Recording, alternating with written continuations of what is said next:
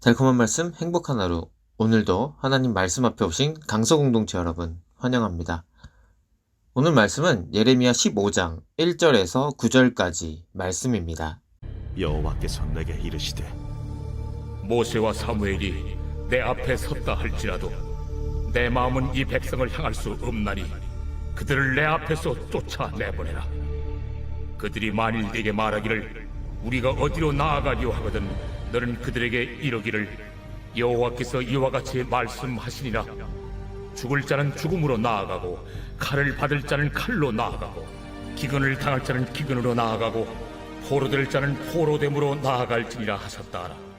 내가 그들을 네 가지로 벌하리니 곧 죽이는 칼과 찢는 개와 삼켜 멸하는 공중의 새와 땅의 짐승으로 할 것이며 유다왕 히스기야의 아들 므낫세가 예루살렘에 행한 것으로 말미암아 내가 그들을 세계 여러 민족 가운데 흩으리라.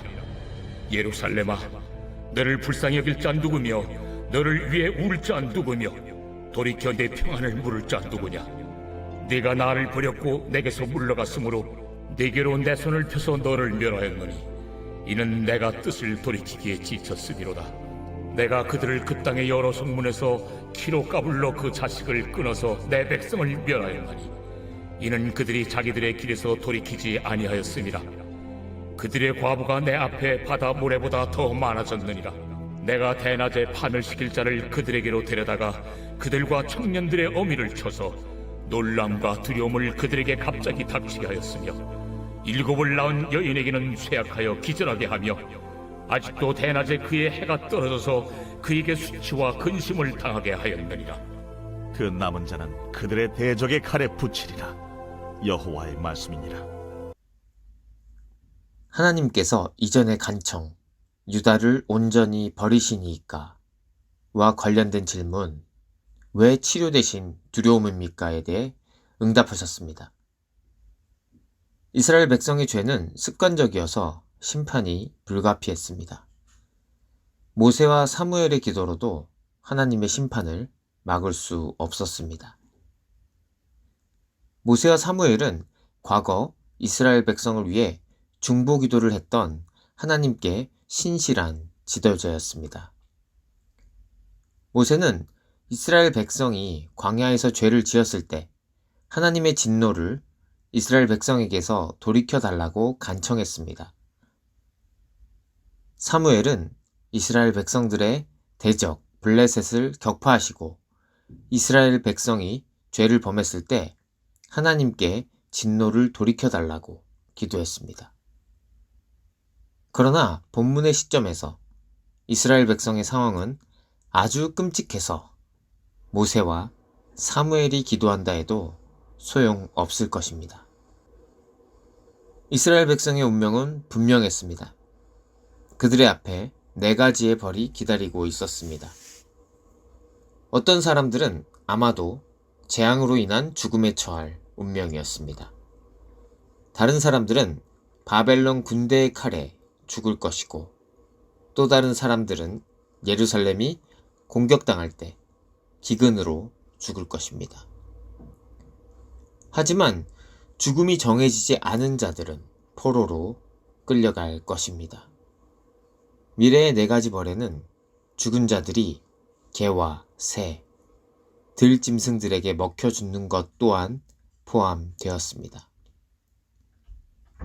이스라엘 백성이 히스기야의 아들 므낫세의 길을 따랐기 때문에 이스라엘 백성이 지은 죄의 결과는 되돌릴 수 없었습니다. 잊게 하다 라는 뜻의 이름을 가진 므낫세는 50년 이상 남유다 왕국을 통치했습니다. 그는 가장 악한 남유다의 왕이었고 여호와께서 이스라엘 자손 앞에서 멸하신 여러 민족보다 더 심하게 이스라엘 백성을 이끌었습니다. 요시야 왕의 계역마저 예루살렘의 파괴를 늦추는 것에 그쳤을 뿐입니다. 하나님은 이스라엘 백성들에게 물으셨습니다. 내가 심판받을 때 불쌍히 여길 자 누구냐? 이스라엘 백성을 돌보신 유일한 분은 하나님이셨지만 이스라엘 백성은 하나님을 버렸습니다.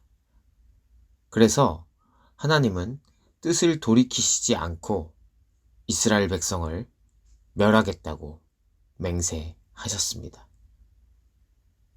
그들이 돌이키지 않았기 때문에 하나님은 겨와 같은 믿지 않는 자들을 제거하려고 농부가 곡식을 키질하듯이 이스라엘 백성을 키로 까부르실 것입니다.